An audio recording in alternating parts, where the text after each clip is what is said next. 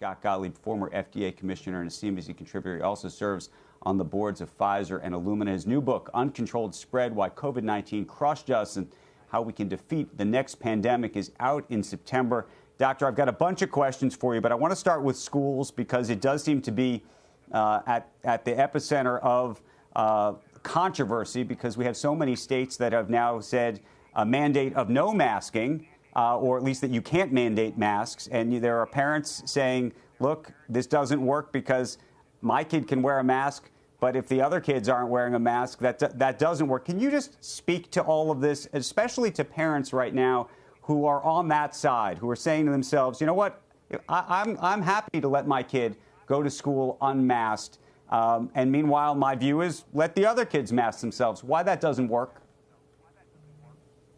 Well, it could potentially work. It doesn't quite reduce the level of risk in the school setting when some kids are masked and some kids are unmasked. The ordinances that these states are putting in place, some of these governors aren't preventing kids from wearing masks in the school. They're preventing schools from implementing mask mandates. And so if your child's in that setting where some kids are wearing masks and some kids aren't, and you want your child to wear a mask and derive protection from that mask, probably wearing a higher quality mask is going to matter more, because to the extent that some kids aren't wearing masks, they're going to be conduits of spread. And so if your child is going to derive protection from a mask from people who aren't, it needs to be a higher quality mask. So look for KN95 masks, which can be worn comfortably. You have to get a good fit by a child. They're ear loop masks. They don't go around the head, they go around the ears.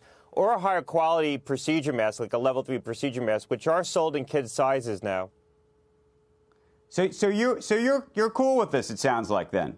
The some people mask, some people unmask. I'm surprised. No, I think it's a bad idea. I think these governors should be leaving discretion to local school districts to implement mitigation steps that are appropriate for those districts. And in many cases, where prevalence is high, where you can't implement proper distancing between kids, where you don't have good ventilation, masks are going to provide an important layer of additional protection. And we've seen school districts that have opened in Florida, for example, where thousands of people now have tested positive and thousands of kids are in quarantine, and effectively the school year has shut down. So that's going to be the consequence of opening schools in the setting of a Delta variant that's more contagious, harder to control in these settings without all the mitigation in place. We're opening the schools with one hand tied behind our back, and it's not prudent given the fact that we don't understand right now how this Delta variant is going to spread in schools, and it's likely going to be very hard to control.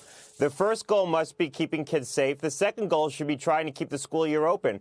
I think in some of these states where they're implementing restrictions against these mitigation steps, they're failing on both those endeavors.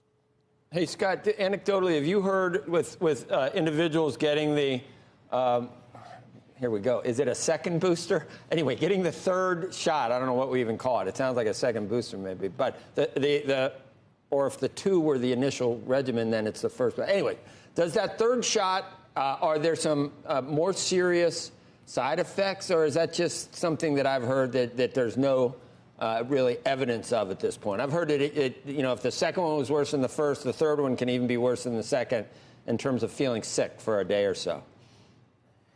Yeah, so far, we haven't seen it in the data, and I'm on the board of Pfizer. Pfizer's doing that trial. You haven't seen a side effect profile with a third dose that looks different than the side effect profile associated with the second dose. A lot of people are going and getting those shots right now, and unfortunately, CDC is losing the opportunity to collect the prospective data on the patient experience of patients who are going on their own to get those third boosters. But I suspect we're going to be putting up some very high vaccination numbers over the coming weeks, because a lot of people who are being told they can get a shot in September 20th are saying, why wouldn't I do that now?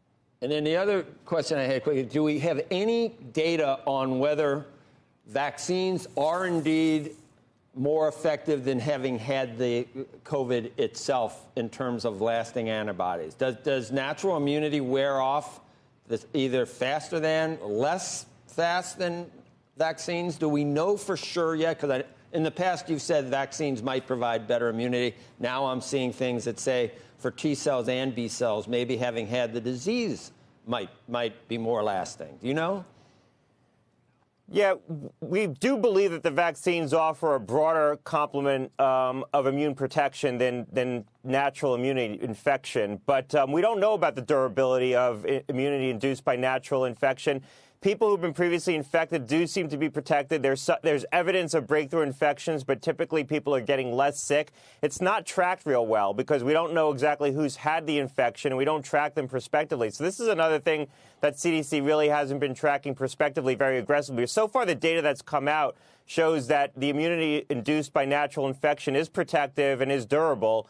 And looks, close to being on par with the vaccines, especially to the extent that the vaccine-induced immunity is declining over time and people are going to require a booster. But that said, the immunity induced by the vaccine seems to be broader. So you seem to get more of a polyclonal effect where you're going to get antibodies against a broader complement of potential variants.